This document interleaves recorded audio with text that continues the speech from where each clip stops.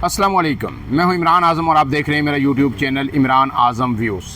शहरी इक़्तिदार में इस वक्त बड़े पैमाने पर सियासी डेवलपमेंट्स हो रही हैं और वो डेवलपमेंट्स ऐसी हैं कि जो मैं आपके सामने शेयर करूंगा तो आपको ये अंदाज़ा हो जाएगा कि आने वाले दिनों में मुल्क का जो सियासी मंजरनामा है वो किस हद तक तब्दील हो सकता है।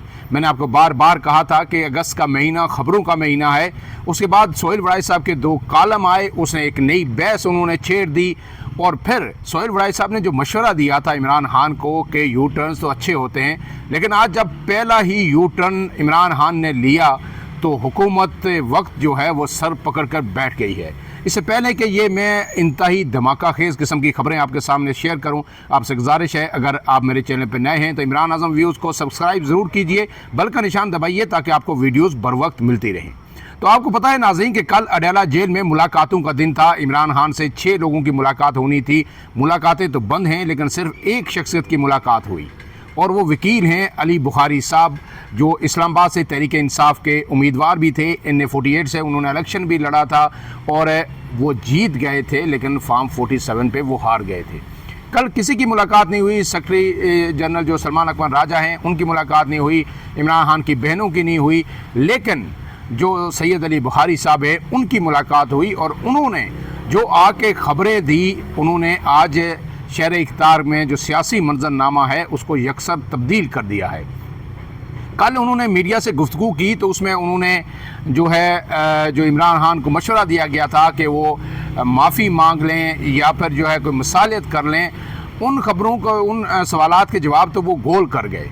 लेकिन इमरान खान के अज़्म का इजहार उन्होंने ज़रूर किया कि उन्होंने कहा कि वो हर सूरत डटे रहेंगे, जबकि उन्होंने कहा है कि कुछ बातें जो इमरान खान ने मुझे कही हैं, जो कुछ फ़ैसले हैं वो मैं सेक्रेटरी जनरल को कन्वे करूंगा और वो ही उसका जो है ऐलान करेंगे। आज जो सुप्रीम कोर्ट ऑफ पाकिस्तान में जब इमरान खान की 9 मई की जो ज़मानत लाहौर हाई कोर्ट ने मुस्तरद की थी, उस हवाले से जो समाअत थी, उसके बाद मीडिया से जो उन्होंने गुफ्तगू की सेक्रेटरी सलमान अकबर राजा ने, तो उन्होंने ये इंकशाफ किया वो खबरें देते हुए कि जनाब पहला इंकशाफ तो ये है कि इमरान खान ने जो कौमी असम्बली में अपोजिशन लीडर के लिए महमूद खान अचकज़ई को नामज़द कर दिया है, जबकि जो है सेनेट के अंदर आज़म सवाती जो हैं वो जो है अपोजिशन लीडर कायदे हिज़्ब इख्तिलाफ़ होंगे।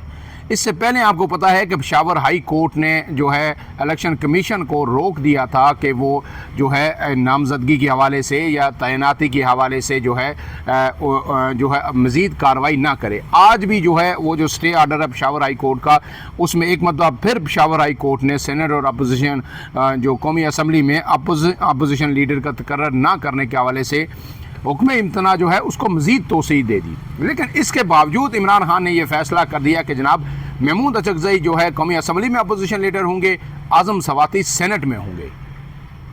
तो पहली बात तो यह है कि महमूद अचकज़ई का आपको पता है कि वो जिस तरह का लबो लहजा है, जो उनका स्टांस है इस पूरे जो कुछ हो रहा है गुज़श्ता 3 साल से इस मुल्क के अंदर, उसको लेके जिस तरह का इस्टेब्लिशमेंट का किरदार है, तो उमर अयूब साहब तो बात जो है सियासी भी करते थे, नून लीग पे भी तनकीद करते थे, लेकिन महमूद अचकज़ई बात ही जो है अदारों से शुरू करते हैं।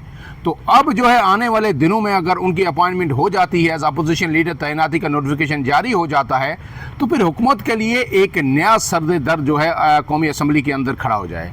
इसी तरह आज़म सवाती के साथ जो गुजरी है तो उनका लबो लहजा भी शबली फराज वाला सेनेट के अंदर नहीं होगा। गोया एक नया हंगामा और हुकूमत के लिए सेनेट और कौमी असम्बली में एक नया बहरान पैदा हो चुका है। हुकूमत इस पर परेशान है।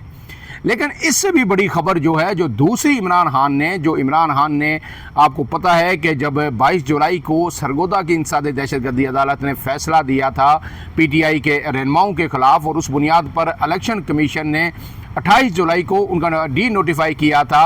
उसमें जो है पंजाब के अंदर अपोजिशन लीडर भी थे, मलक अहमद खान बच्चर और दीगर रहनुमा भी थे, जो कौमी असम्बली के लोग भी थे। उन्हें ना सिर्फ नोटिफिकेशन करते हुए डी नोटिफाई किया था, बल्कि एक ही दिन बाद 24 घंटे के अंदर आपको पता है कि 29 जुलाई को नया इलेक्शन शेड्यूल भी जारी कर दिया था कि जनाब ज़िमनी इलेक्शन का शेड्यूल ये है।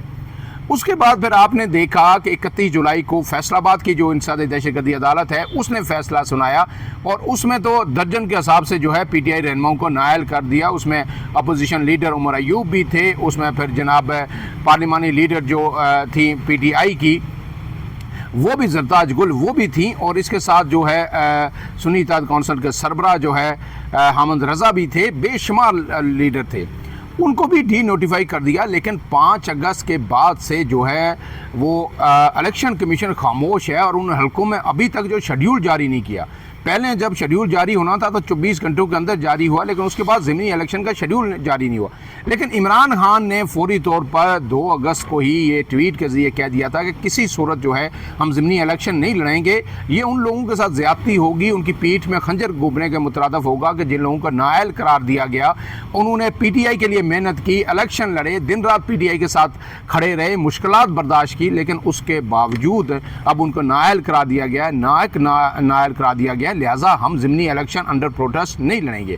फिर उन्होंने ट्वीट किया 6 तारीख को, और फिर उसमें भी उन्होंने इसको रीअफर्म किया कि हम इलेक्शन नहीं लड़ेंगे। तो फिर अब जो खबर आई है जो अपोजिशन लीडर्स की तैनातियों के साथ, तो ये कहा गया है जनाब जो बुखारी साहब हैं उन्होंने और उनके ज़रिए सेक्रेटरी जो सलमान अकरम राजा हैं उन्होंने ये अनाउंस किया है कि ज़िमनी इलेक्शन लड़ने का जो मामला है वो इमरान खान ने PTI की सियासी कमेटी पर छोड़ दिया है, और अब सियासी कमेटी ये फैसला करेगी कि उन्होंने ये इलेक्शन लड़ना है या नहीं लड़ना है। मैंने अपने गुज़श्ता इससे पहले जो व्लॉग है आप देख सकते हैं, उसमें मैंने आपको कहा था कि PTI के अंदर से सख्त एक मज़ामत आई है कि इमरान खान का इस फैसले को वो अंडू करें, और शाह महमूद कुरैशी ने भी अपने जो उनसे रिक्वेस्ट की थी कि इस तरह मैदान खाली नहीं छोड़ा जा सकता, और जो लोग नाअहल हुए उन्होंने भी ये कहा था कि हमारे ख़ानदान दहाइयों से यहाँ पे इलेक्शन लड़ रहे हैं, अगर हम नहीं लड़ेंगे तो फिर किसी और के लिए ये अगर हमने खाली छोड़ दिया ये हल्का, तो फिर उसके बाद शायद दोबारा हमें चांस ना मिले, लोग इलेक्शन जीत के डेवलप हो जाते हैं। और आपको फिर पता है कि जो जंग की सीट थी उसका एक इशू था कि जनाब जो जंग से जो रहनुमा हैं सेक्रेटरी इत्तलात PTI के, जब उनकी बात आई तो उनको नाअहल करा दिया जा रहा था, सिर्फ इस वजह से कि जनाब वो 40 जो है इजलासों में शरीक नहीं हुए। तो अब उनको शरीक नहीं हुए तो उनको नाअहल करा दिया जा रहा है। लेकिन फिर मरी का इजलास हुआ नून लीग का, और उसमें जो है फैसला किया गया कि जनाब ये जंग से शेख वकास अकरम साहब जो हैं इनको नाअहल नहीं करा दिया जाएगा, नहीं तो वोटिंग होनी थी वो दूसरे दिन उस पर। उसकी वजह क्या थी? वजह ये थी कि PTI का जो नून लीग को ये तो पता था कि अब इमरान खान जो है अनाउंस कर चुके हैं कि वो इलेक्शन ज़िमनी इलेक्शन PTI नहीं लड़ेगी, तो अब सीधा जब PTI नहीं होगी तो हमें ज़ाहिर फॉर्म 47 ही जारी होना है कि बाकी तो कोई हमारा मुकाबला कर नहीं सकता।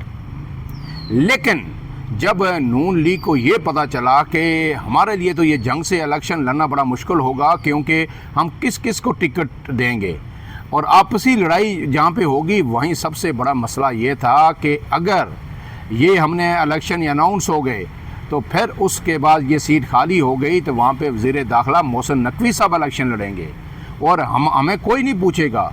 हमें कहा जाएगा कि जनाब मोहसिन नकवी साहब इलेक्शन लड़ेंगे, नून लीग के टिकट पे PTI है नहीं, सब जमातें सपोर्ट करेंगी, और वो बग़ैर इलेक्शन लड़े समझो वो कौमी असम्बली के अंदर आ जाएंगे, और फिर उसके बाद जो है शहबाज शरीफ कभी भी खुल के काम नहीं कर सकते। इसलिए फिर फैसला किया गया कि जनाब वकास अकरम साहब को ही रहने दीजिए और मामला रफा दफा कर दीजिए। अब यहाँ पे तो जो है नून लीग गेम कर गई, लेकिन अब जो फैसला हुआ है तो इसका मतलब ये है कि अगर PTI इलेक्शन लड़ेगी तो फिर गेमा गेमी होगी, जलसे होंगे, जुलूस होंगे, एक्टिविटी होगी। ये तो नहीं हो सकता कि नून लीग वहाँ पे जलसे जुलूस करे, दीगर पार्टियाँ जो इलेक्शन लड़ेंगी ज़िमनी इलेक्शन में वो करें, और PTI इलेक्शन लड़ेगी तो उसे कहेगा आप जलसा भी नहीं कर सकते, आप जुलूस भी नहीं कर सकते, आप खामोशी से घर में बैठेंगे। ऐसा नहीं हो सकता, फिर पॉलिटिकल एक्टिविटी होगी। और फिर PTI जो है ये इलेक्शन कई हलकों में, ये ज़ाहिर है उनकी सीटें थी, तो ये हो सकता है कि 100% PTI वो इलेक्शन की वो नशिस्तें जो है जीत जाए। लेकिन अगर हुकूमत होने के बावजूद भी ज़िमनी इलेक्शन के अंदर PTI मैं कहता हूँ कि अगर जितनी नशिस्तें होंगी उसका 50% भी ले लेती है, 1 से 2 नशिस्तें भी वो जीत लेती है, तो हुकूमत के लिए फिर इससे बड़ी सुबकी कोई नहीं हो सकती कि अपनी पूरी मशीनरी, रियासती वसाइल और उसके बाद जो है इलेक्शन। तो अब जो हुकूमत के लिए इमरान खान ने फॉर्म 47 जो जारी करने का वो सोच रहे थे कि जनाब ज़िमनी इलेक्शन होंगे और इसके बाद हमें जो है सादा अक्सरियत जो है मिल जाएगी, पीपल्स पार्टी के बगैर मिल जाएगी, हमें जो है मखसूस नशिस्तें भी मिल गई, अब ज़िमनी इलेक्शन होंगे, हम जीत जाएंगे और फिर जो है उसके बाद हम जो चाहे स्याह और सफ़ेद के जो है मालिक बन जाएंगे। तो इमरान खान ने फॉर्म 47 का ये रास्ता रोक दिया है। अब पीटीआई इलेक्शन लड़ेगी और ज़िमनी इलेक्शन लड़ेगी, भरपूर अंदाज में लड़ेगी। अब इलेक्शन कमीशन भी फंस गया है कि जनाब पंजाब के अंदर सरगोदा की इंसादी दहशतगर्दी की जो अदालत थी उसके फैसले की रोशनी में आपने शेड्यूल भी जारी कर दिया। तो अब ये फैसलाबाद वाली जो है इस पर इंसादी दहशतगर्दी की अदालत का जो फैसला है तो उस पर आपने डीसी तो लोगों को कर दिया, ये शेड्यूल क्यों रोका हुआ है? अब तो शेड्यूल जो है जारी कीजिए। तो आज पीटीआई का जो सियासी कमेटी का इजलास है तो वक्को है कि कभी इम्कान है कि उसमें ये फैसला हो जाए कि जनाब जहाँ जहाँ सूबाई या कौमी असम्बली के हल्कों में इलेक्शन होंगे वहाँ पीटीआई भरपूर तरीके से हिस्सा लेगी और किसी को फॉर्म 47 जारी नहीं करने देगी। अब ये पैरेलल डेवलपमेंट्स हो रही हैं, डार्स को कनेक्ट कीजिए। दूसरी तरफ जो है सोहेल वड़ाई साहब कह रहे हैं कि जनाब मिसालियत, माफ़ी तो बात की बात है, जब बैठेंगे तो फिर माफ़ी नहीं होगी, फिर मिसालियत हो जाएगी। और फैसल वावडा के बयानात, वो कह रहे हैं कि जो भी तरक्की की राह में रुकावट पैदा करेगा कोई भी हो, पीटीआई तो नहीं रुकावट पैदा कर रही, पीटीआई तो पहले ही ज़ेर अताब है। किसको वो पैगाम दे रहे हैं? वो फिर दे रहे हैं नून लीग को, पीपल्स पार्टी को, जो भी रास्ते में आएगा। और उन्होंने कहा नवाज शरीफ हूँ, आसफ जरदारी हूँ, नवाज शरीफ की कोई चार टांगे थोड़ी ही हैं, वही जो है मसावी सलूक होगा सबके सामने। पीटीआई तो ज़ेर अताब है, क्रश हो रही है, तो जो रुकावट पैदा कर रहे हैं उनको भी पैगाम दे दिया गया है।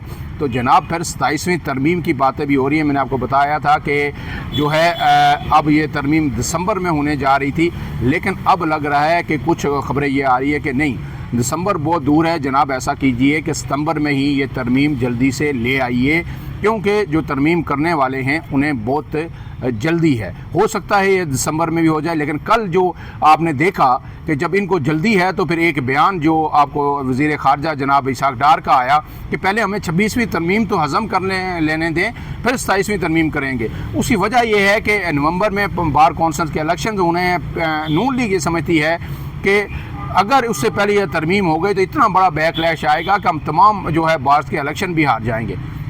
लेकिन उन्हें कहने वाले ये कह रहे हैं कि इलेक्शन तो आप वैसे भी हार रहे हैं बार्स के, लिहाजा इसको सितंबर में ही करें। और फिर अभी जब मैं आपसे बात कर रहा हूँ तो इस वक्त जो है पंजाब के अंदर लाहौर के अंदर एक सेमिनार हो रहा है। वहाँ पे मियां अमर महमूद साहब जो है साबिक नाज़म भी रहे लाहौर के, दुनिया टीवी के ऑनर भी हैं, वो एक खिताब कर रहे हैं, लेकिन वो बड़ा ही दिलचस्प खिताब है, तवील वक्त से वो जारी है।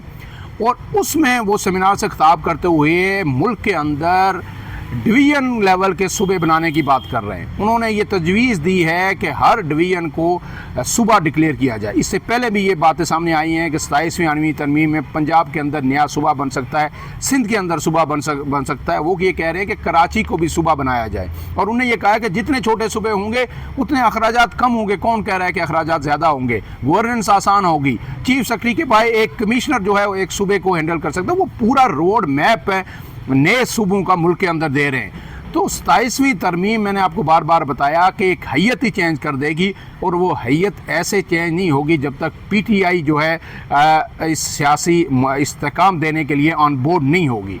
तो लिहाजा अब जो इमरान खान से गुफ्तगू की जा रही है ये सारे सिनारियों में की जा रही है कि इमरान खान भी ऑन बोर्ड होंगे, पीटीआई भी ऑन बोर्ड होगी, 27वीं तरमीम होगी, पूरे मुल्क की सियासी जो ढांचा है वो यकसर जो है तब्दील हो जाएगा। अब इसके साथ जो एक आखिरी खबर है कि सुप्रीम कोर्ट में जो समाअत होनी थी इमरान खान की, जो कल भी मुलतवी हुई ज़मानत की 9 मई की, और उसमें तो पहली दफ़ा तारीख़ में जो समाअत मुखर करने की इस्तदा की वो चीफ जस्टिस ने की।